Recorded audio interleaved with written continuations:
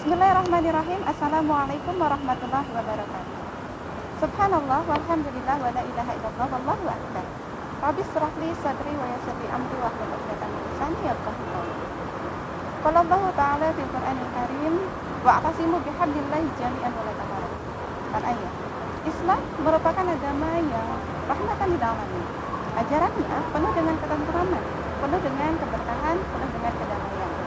Dalam Islam, perbedaan merupakan sebuah keniscayaan. Dari dulu hingga kini akan terus ada perbedaan pendapat dari suatu golongan.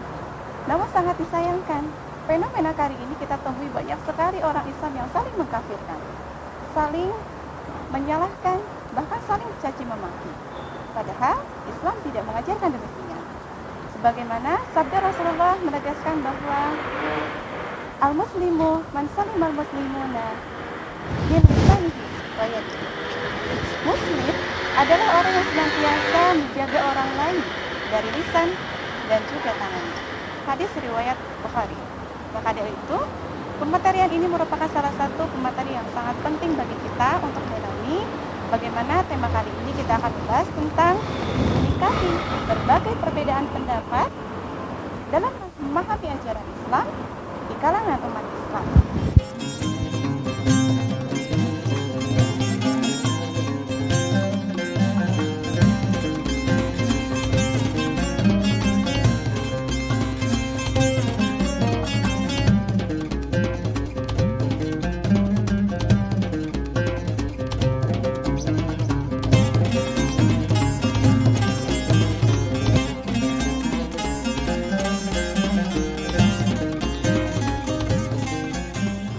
Alhamdulillah, pada kesempatan kali ini telah hadir di tengah-tengah kita yakni Bapak Dr. Ahmad Samsurijal MPD. Dia merupakan salah satu dosen senior ilmu pendidikan agama Islam Universitas Pendidikan Indonesia. Assalamualaikum Bapak. Waalaikumsalam warahmatullahi wabarakatuh. Semoga Bapak dalam keadaan sehat walafiat. Terima kasih. Alhamdulillah, kali ini kita akan membahas tentang menyikapi berbagai pendapat, perbedaan pendapat dalam memahami ajaran Islam di kalangan umat Islam. Ada 3 pertanyaan Pak yang akan saya sampaikan pada kesempatan kali ini. Pertanyaan pertama, yakni bagaimana Islam memandang berbagai perbedaan pendapat dan apa saja faktor yang menyebabkan adanya berbagai pendapat tersebut. Ya. Terima kasih kepada moderator. Izinkan saya untuk menjawab pertanyaan-pertanyaan yang beliau ajukan. Pertama berkenaan dengan perbedaan pendapat dalam memahami nas Al-Quran atau hadis di kalangan kaum muslimin. Dalam hal ini ada satu istilah perbedaan pendapat di dalam memahami pengiran Islam yang disebut ikhtilaf, gitu ya. Itu istilah perbedaan pemahaman dan penafsiran. Kemudian ada istilah kedua yang disebut tafarruq, yaitu perselisihan faham, ya. Nah, ini dua istilah ini dua hal yang berbeda, ya. Ikhtilaf sebagai sebuah perbedaan faham dan penafsiran terhadap teks Al-Quran dan As-Sunnah itu diakomodasi oleh ajaran Islam berdasar pada hadis Rasulullah tentang ikhtilafu ummati rahmatun, bahwa perbedaan faham di kalangan umatku ini merupakan suatu rahmat. Nah, karena hal ini akan menimbulkan dinamika pemikiran, ya, sehingga pemikiran-pemikiran keislaman itu tidak mandek, di mana setiap orang yang punya pikiran berbeda akan melakukan suatu dialektika fikir yang satu sama lain saling mengontrol dan saling mengoreksi, sehingga ajaran Islam itu terus berkembang sesuai dengan dinamika kebutuhan zamannya. Adapun istilah yang kedua ada yang disebut tafarruq, yaitu berselisih faham, ya, dan di mana satu sama lain saling memisahkan diri, gitu, ya. Maka dalam hal tafarruq ini sudah jelas tadi disampaikan oleh moderator tentang wa'tasimu bihablillahi jami'a wala tafarraqu. Itu suatu hal yang dilarang. Berpegang teguhlah kepada tali Allah semuanya dan janganlah kalian bertafarruq, bercerai-berai. Tafarruq berakibat kepada kondisi cerai-berai di antara umat. Perlu diketahui bahwa ikhtilaf itu akan menjadi tafarruq gitu. Bila ikhtilaf menjadi madhab, madhab berkembang menjadi firqah, dan firqah menjadi hizb. Ya. Sementara ikhtilaf itu di tataran pemikiran yang berbeda, tapi kalau sudah tafarruq itu artinya karena pemikiran-pemikiran berbeda itu mendorong kepada keterpisahan antara satu kelompok pemikiran dengan kelompok pemikiran. Biasanya ikhtilaf itu, ya kalau itu ikhtilaf biasanya bersifat individual. Tapi kalau sudah jadi jamaah itu menjadi madhab.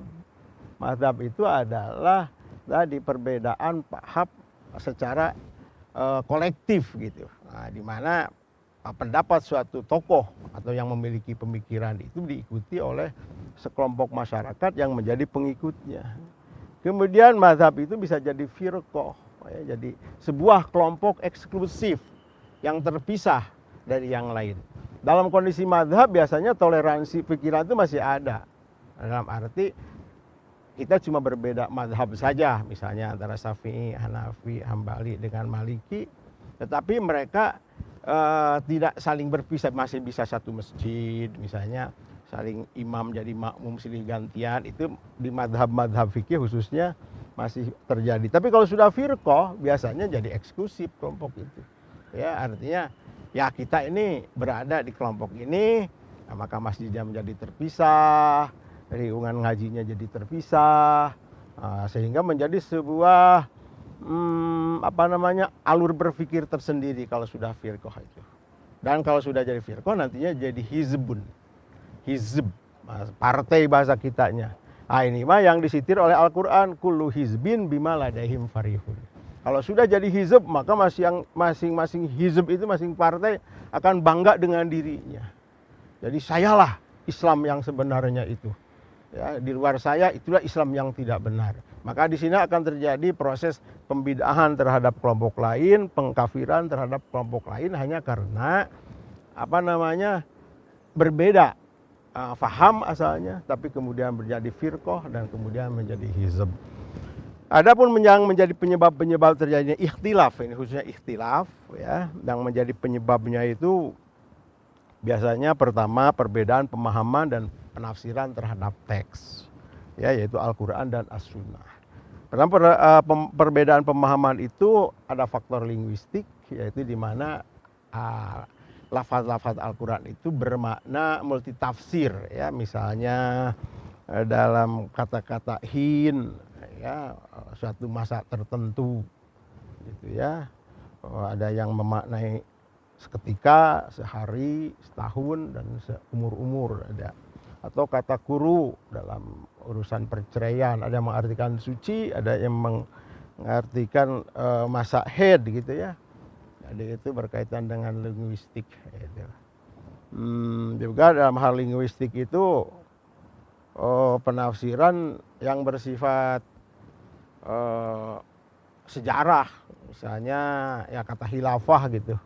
Ya, dalam Quran dan hadis itu beda arti khilafah itu. Ya, khalifah dan khilafah itu berbeda makna dalam Quran dan hadis. Ya. Nah, kemudian yang disebut dalam hadis juga berbeda sebenarnya dengan konsep khalifah yang terjadi pada sejarah politik Islam, ya. Jadi itu secara linguistik berbeda. Tapi ini akan berpengaruh kepada perbedaan-perbedaan paham selanjutnya. Yang kedua, perbedaan penafsiran itu dihubungkan dengan atau berkaitan dengan konteks sosial, ya.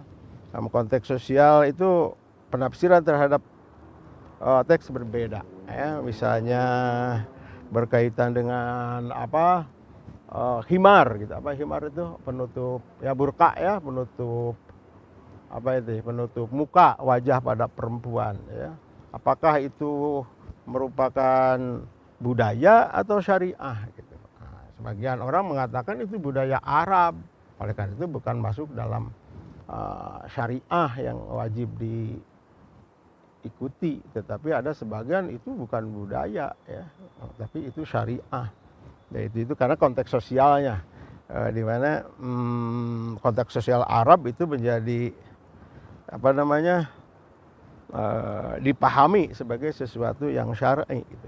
Juga orientasi religius, maksudnya orientasi religius itu setiap orang dalam bereksperimentasi maksudnya mengalami agama itu atau agama dalam pengalaman itu ada yang sifatnya eksoterik maksudnya. Artinya hanya nyangkut yang zahir, misalnya dalam sisi hukum melihatnya itu memaknai teks-teks itu, ada yang secara sofistik itu esoterik, makna batin gitu ya. Juga ada makna filosofis yang lebih rasionalitas. Di sini akan melahirkan pemahaman yang berbeda juga itu. Yang kedua, penyebab perbedaan itu bersifat sumber periwayatan hadis gitu ya. Periwayatan hadis itunya sendiri gitu maksud saya. Hal ini karena semua orang muslim itu sepakat kalau sunnah itu wajib diikuti. Ya, mutlak bahkan, karena sunnah itu baik perbuatan, perkataan maupun sikap Nabi ya, atau takrir Nabi itu harus ya diikuti berdasar kepada Al-Quran. Ya, tapi kalau sudah nyangkut hadis itu periwayatannya melibatkan orang-orang yang tidak dijamin kebenarannya, sehingga kualitas hadis itu bisa benar, bisa sahih, bisa hasan, bisa dhaif gitu ya. Maka menyikapi hadis yang semacam ini para ulama berbeda-beda gitu, ya. Dalam standarisasinya, hadis mana yang bisa dipakai dasar hukum, hadis mana yang tidak bisa misalnya ya.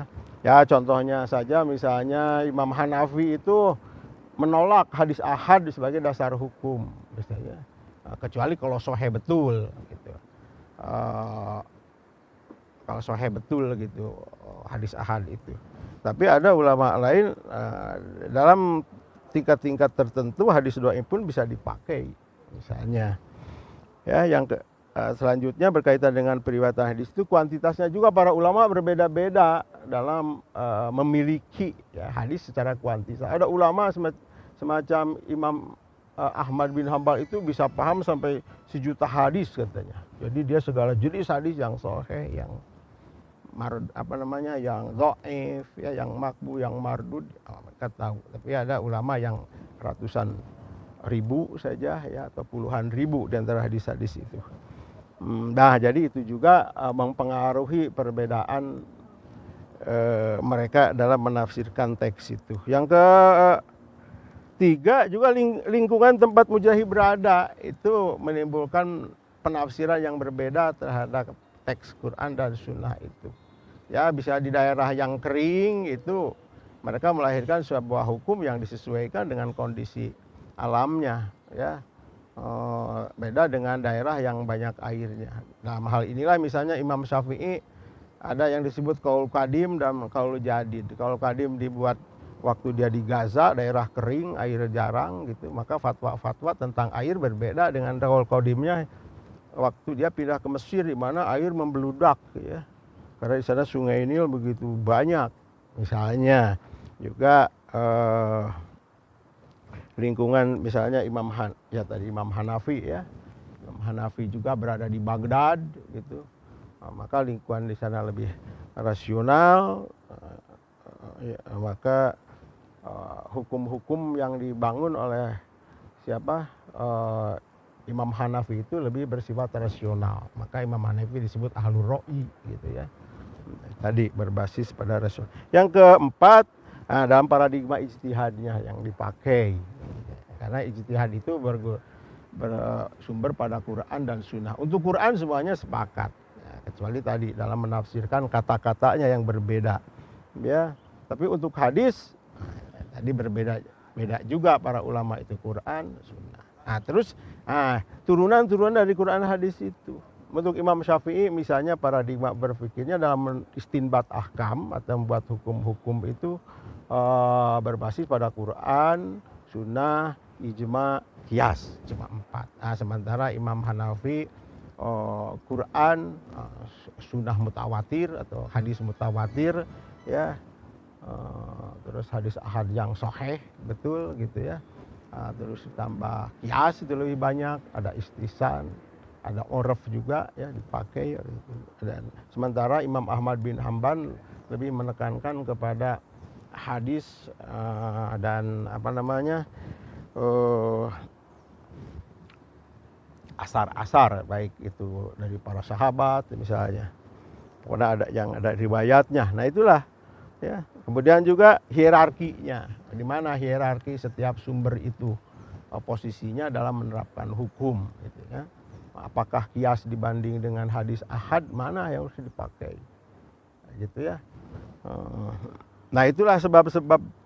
Ada juga sebab lain, yaitu kondisi politis. Itu menimbulkan juga perbedaan pemahaman dan penafsiran itu. Pertama, dari sisi politis itu ada sekelompok mujtahid yang pro pemerintah, entah terpaksa atau tidak, maka dia berfatwa sesuai dengan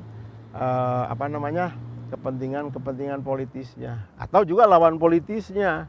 Dia berfatwa menafsirkan ayat Quran itu berdasarkan kepentingan dia untuk mengokohkan pandangan-pandangan perjuangannya misalnya. Ya. Dan ada juga yang di luar kekuasaan, tetapi dia sebagai kelompok yang ada di luar tekanan itu, dan untuk membebaskan dari tekanan itu maka dia memberi tafsiran-tafsiran yang lain. Ya misalnya kaum Murji'ah dan kaum Jabariyah itu lahir karena ya sudahlah, kita jangan mempersoalkan keadaan pemerintahan. Ya, karena itu sudah takdir Tuhan. Segalanya itu ditentukan oleh takdir Tuhan. Nah, pertamanya dari menyerah kepada takdir. Sudahlah, termasuk para khalifah itu kalau jahat, mereka sudah ditakdirkan jadi manusia yang jahat, tetapi ditakdirkan jadi pemimpin kita, terima saja gitu ya. Itu kaum Jabari. Nah, maka nanti berkembang menjadi bahwa segala sesuatu itu ditentukan oleh takdir Tuhan. Nah, berkembang menjadi bahwa menjadi penjahat pun itu takdir Tuhan. Nah, kita serahkan saja kepada Tuhan. Dari sana nanti ada antitesisnya kaum Qadariyah, ya, kaum Murji'ah sebagai pengembangan dari Jabariyah juga. Nah, terus gimana ini berkaitan? Nah, kita keadilan itu hanya nanti di akhirat. Di dunia tidak akan pernah diperoleh keadilan. Kira cukup demikian untuk pertanyaan pertama. Silakan. Bapak, sekarang kita beralih kepada pertanyaan kedua berkaitan dengan perbedaan pendapat itu, Pak. Apakah perbedaan pendapat itu memang sudah ada sejak zaman Nabi Muhammad? Lantas apakah yang dilakukan Nabi ketika menghadapi berbagai perbedaan di kalangan sahabat? Iya. Kalau yang saya temukan dari kisah-kisah Nabi atau bagaimana hukum Islam itu berkembang gitu ya, perbedaan pendapat ini terjadi di zaman Rasulullah, yaitu di antara para sahabat Nabi sendiri, itu dalam menafsirkan Quran dan Sunnah. Seperti tadi menafsirkan kata hin, ya. Ada lagi peristiwa misalnya dua orang yang bepergian terus tidak menemukan air, ya. Kan dalam hadis Nabi dikatakan, kalau dalam Quran bahkan ya, barang siapa yang tidak akan sholat kemudian tidak menemukan air, maka hendaklah dia bertayamum menggunakan tanah. Nah, maka sewaktu keduanya tidak menemukan air, maka keduanya itu berijtihad, ya.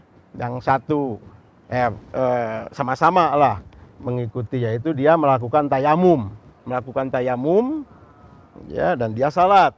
Nah, perbedaan paham terjadi tatkala keduanya itu setelah sholat menemukan air, ya. Kata yang satu, wah, kita harus sholat lagi ini karena kita sudah menemukan air. Sholat kita tadi dengan tayamum itu tidak sempurna. Yang satu lagi mengatakan, nggak usah diulang, kan sudah melakukannya juga. Dan tadi mah tidak nemu air, ketemu air itu sekarang gitu ya. Peristiwanya terjadi masih dalam waktu yang pada waktunya, misalnya waktu zuhur masih waktu itu. Nah, begitulah jadi di kalangan para sahabat pun terjadi. Hal ini terjadi karena dijamin oleh Nabi dengan kata man ijtahada fa asaba falahu ajroni, ya, waman ijtahada fa akhta'a falahu ajrun wahid. Ya, barang siapa yang berijtihad kemudian ijtihadnya itu benar, maka dia dapat 2 pahala. Barang siapa yang berijtihad dan ijtihadnya itu salah, maka dia tetap 1 pahala. Ya, oleh karena itulah para sahabat tidak segan-segan melakukan ijtihad. Itu hanya sebuah contoh kecil aja, ya. Karena banyak sekali, artinya umumnya para sahabat itu tatkala tidak di hadapan Nabi dan ada persoalan-persoalan baru, mereka melakukan ijtihad. Coba di sini harus hati-hati, makna ijtihad itu bukan serta merta membuat hukum agama secara serampangan, karena ijtihad itu disebut juga berpikir sungguh-sungguh yang mengeluarkan hukum dari Al-Quran dan Sunnah dengan ilmunya. Jadi ijtihad tidak boleh dilakukan oleh sembarang orang asal berani, tidak, ya, tapi harus dilakukan oleh orang yang berilmu. Ijtihad itu ilmu agama, memahami Quran, hadis dengan penuh dan bahasa Arab secara sempurna. Bagaimana sekarang sikap Nabi terhadap perbedaan paham itu? Umumnya Nabi terbuka. Pertama tadi ijtihad itu jaminan beliau. Tapi enaknya atau untungnya di zaman Nabi itu, ijtihad mereka itu apabila terjadi perbedaan maka dikonfirmasikan kepada Nabi. Ya. Misalnya tadi tatkala dua orang itu yang mana yang melakukan sholat ulang gitu ya setelah ketemu air. Nah, maka dua-duanya mari kita mengadu kepada Nabi, ya, kita tanyakan kepada Nabi secara langsung. Yang satu mengatakan, Nabi bagaimana ini, kami berbeda paham nih dulu. Yang kami di perjalanan berdua tidak menemukan air, kemudian kami melakukan tayamum dan kami sholat. Kemudian setelah kami berangkat kami menemukan air, maka kawan saya itu sholat lagi karena kata dia ketemu air, sementara saya tidak, bagaimana? Nah, maka kata Rasulullah, ya diakui dua-duanya sebagai sebuah kebenaran, ya.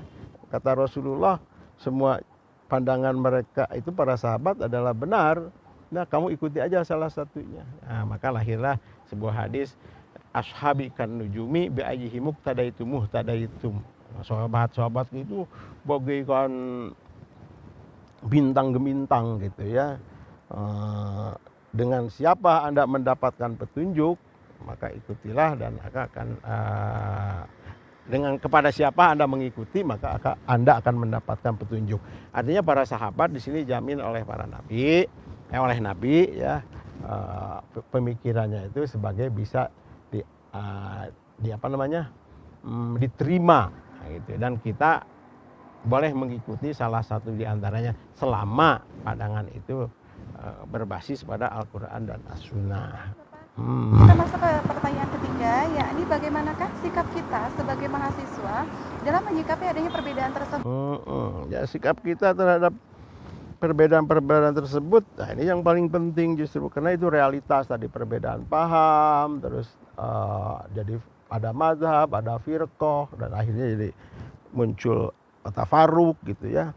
Nah, ini kita pahami dulu penyebab ikhtilaf itu sehingga menjadi tafarruq itu bagaimana. Yang ikhtilaf itu tadi punya konotasi baik, sementara tafarruq itu buruk, ya. Nah, penyebab ikhtilaf menjadi tafarruq itu pertama biasanya sebabnya kesombongan dari tokoh-tokohnya. Jadi tokoh-tokohnya yang sombong, merasa, inilah tafsiran yang benar tentang Islam itu, ya. Ini namanya truth claim, mengklaim kebenaran tentang inilah pengertian yang benar tentang Islam itu. Dan dia memaksakan pemikiran itu kepada semua orang dan menyalahkan pemikiran-pemikiran yang berbeda dengannya. Ya, padahal menurut Imam Birgivi, itu seorang tokoh sufi dari Turki, itu justru kesombongan itu keberagamaan bisa menjadi salah satu sumber kesombongan. Jadi di samping harta benda, kemudian kekayaan, pangkat, ya, fisik juga, keilmuan, bahkan kesalehan pun, keberagamaan bisa menjadi kesombongan.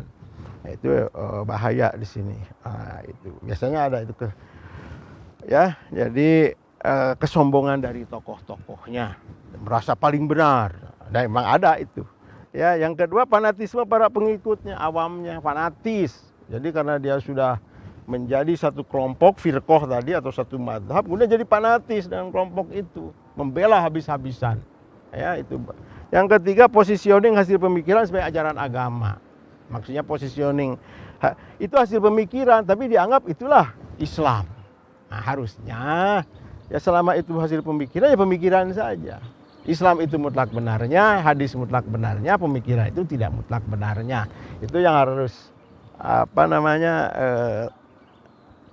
dikembangkan, tetapi yang terjadi itu dianggap sebagai ajaran Islam itu sendiri. Yang terakhir boleh dikatakan sebagai penyebab ikhtilaf itu jadi pemahaman sendiri, baik sendiri itu pribadi, mazhab atau organisasi sebagai standar kebenaran. Jadi paham saya lah ini standar kebenaran itu. Kalau beda dengan ini, maka itu salah dalam beragama. Baik itu pribadi ataupun misalnya mazhab. Oh, saya mazhab Syafi'i. Maka sebagai standar kebenaran Islam itu adalah pemikiran mazhab Syafi'i. Makanya lain itu kurang benar atau tidak benar bahkan. Atau organisasi. Ya, tidak mazhab tapi namanya organisasi. Tapi tetap dalam klaimnya begitu. Organisasi inilah yang mewakili pemikiran Islam yang benar. Pemikiran Islam yang lain itu tidak benar. Misalnya, dari sinilah biasanya muncul tadi firqah-firqah, hizb-hizb yang mengklaim kelompok ini yang benar dan sebagai standar cara berislam yang benar, ujungnya adalah inilah jaminan masuk surga. Maka yang lain itu keluar dari Islam, kufur dan tidak hak mendapat surga. Terus sikap kita gimana nih? Sikap kita karena tadinya penyebab ikhtilafnya itu di sana, maka pertama, jangan menganggap penafsiran hasil pemahaman para mujtahid itu sebagai Islam itu sendiri.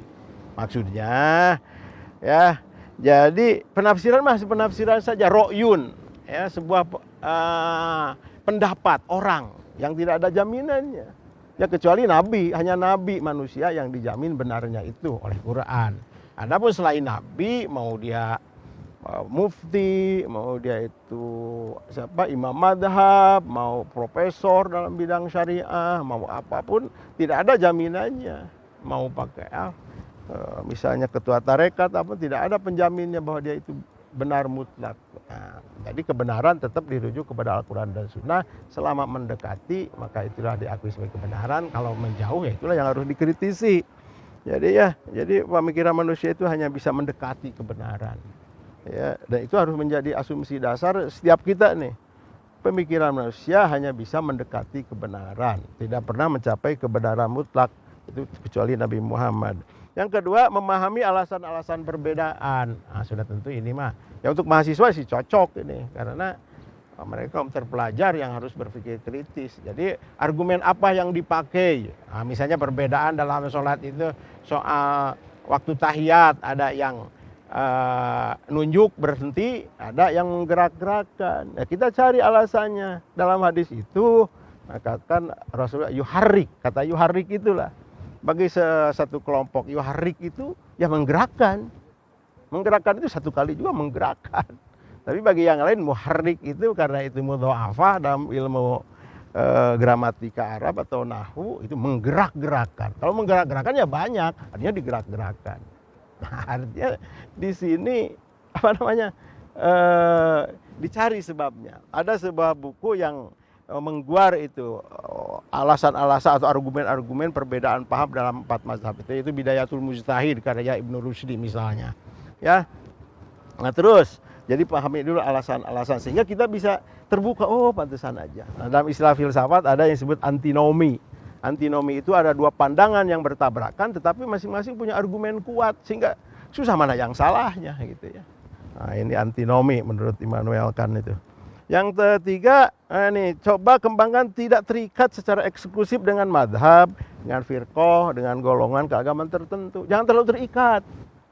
Ya, lepaskan, leah gitu hati itu ya. Sehingga jiwa kritis kita muncul. Jadi pokoknya mah saya tidak harus terikat secara kuat kalau kepada suatu mazhab, misalnya mazhab Syafi'i. Ya, dalam hal tertentu kita buka ya paham mazhab lain serta alasan-alasannya, kemudian kita tentukan ini lebih tepat menurut saya. Nah, itu kalau kita sudah dalam kemampuan berpikir kritis dan mampu membuka tadi. Untuk mahasiswa sudah tentu harus. Yang lainnya adalah toleransi dengan perbedaan. Ya tadi toleransi itu leahate. Ya perbedaan biarkan aja jadi perbedaan dan kita saling menghargai perbedaan-perbedaan. Nah, dalam toleransi perbedaan itu artinya kita tetap siap ya, kita tanazul atau apa itu, tanazul itu undur sedikit dari apa yang kita pegang, itu toleran itu. Misalnya begini, maksud konkretnya mah, kalau kita misalnya sholat dengan kita pengatur satu mazhab, kita sholat dengan mazhab yang berbeda, gitu ya. Mereka jadi imam dan melakukan tindakannya itu menurut mazhabnya. Kita meskipun dari mazhab yang berbeda, ya kita siap saja makmum dengan mazhab yang berbeda itu. Dan tidak ada persoalan, sekali lagi. Kita siap lihat, meskipun kita tidak harus mengubah. Tidak harus mengubah pandangan kita itu, tapi kita siap, gitu ya. Tidak memaksakan, karena dia mah beda mazhab, udah saya nggak mau makmum kepada dia. Nah, itu tidak toleran. Jadi toleran dengan perbedaan. Masih ada 3 lagi, ini bagaimana sikap kita, yaitu menumbuhkan, yaitu innamal mu'minuna ikhwatun. Ya. Kita harus banyak, itu yang harus diterapkan di kita itu, bahwa seluruh mukmin itu saudara. Ya, jangan saling menyakiti. Ya, kalau akan tersakiti, maka kita lebih baik kita yang lehate tadi. Lehate itu menurunkan sedikit pemaksaan kita terhadap orang saudara kita. Nah itu. Jadi tidak memposisikan sesama muslim itu sebagai musuh hanya karena perbedaan faham. Ya, tidak karena perbedaan pemikiran, karena perbedaan mazhab. Nah, jadi dari awal, oh dia saudaraku, itu lebih kuat daripada keterikatan kita kepada madhab-madhab itu. Yang lain nih, siap melaksanakan pemahaman keagamaan yang paling mendekati dalil rasional, ya. Jadi dari madhab apapun kita memiliki kesiapan. Saya siap mengubah pemikiran saya terhadap sebuah pemikiran yang lebih bisa diterima secara rasional atau secara dalil, meskipun itu bukan dari mazhab saya atau bukan dari golongan saya atau bukan dari firqah saya. Tapi setelah saya baca alasannya, ini lebih dekat kepada teks Quran. Yang terakhir ini untuk yang awam nih. Untuk yang awam hanya tidak sempat lagi mencari-cari dalil, mencari dasar kenapa berbeda. Mengikuti ulama yang dipercayai. Kita punya ulama nih yang dipercayai, ya. Baik sisi keilmuannya maupun kapasitas pribadinya, maka kita ikuti, ya, karena itulah tugas orang awam, taklid, mengikuti, jangan ikut ijtihad, gitu ya. Jadi itulah terhadap orang awam itu mengikuti ulama yang memang ahlinya, karena ada ini jaminnya dalam Al-Quran, is'alu ahla dzikri in kuntum la ta'lamun, ikutilah, ya. Is'alu ahla dzikri in kuntum la ta'lamun. Tanyalah kepada ahlinya kalau Anda tidak mengetahui. Yang urusan agama nanyanya ke ulama. Ya. Nanya urusan agama ke ulama gitu. Nanya hukum riba jangan ke ekonom atau ahli perbankan, karena pasti mereka memperkokohnya. Tanyalah ke ulama, apa halal haram riba? Kalau kata ulama riba jauhi, udah aja. Kata ulama syubhat jauhi juga. Gitu ya. Tapi sudah tentu sekali lagi ulama yang mumpuni keilmuannya. Juga kapasitas pribadi, tidak cukup dia punya gelar kesarjanaan, ulama, tapi kapasitas pribadi, akhlak, kejujuran, ya. Itu juga harus jadi pertimbangan kita dalam mengikuti seseorang untuk beragama secara baik dan lurus. Ya, mudah-mudahan ada manfaatnya. Ya, banget Bapak, ini sangat bermanfaat sekali bagi kita semua. Alhamdulillah, demikianlah acara kajian tutorial Universitas Pendidikan Indonesia. Semakin meluasnya ilmu, bertambah pula kedewasaan dalam berpikir. Kedewasaan berpikir inilah yang akan mengantarkan sikap bijak kita dalam menyikapi berbagai perbedaan. Karena perbedaan itu adalah rahmat. Demikianlah. Assalamualaikum warahmatullahi wabarakatuh. Waalaikumsalam warahmatullahi wabarakatuh.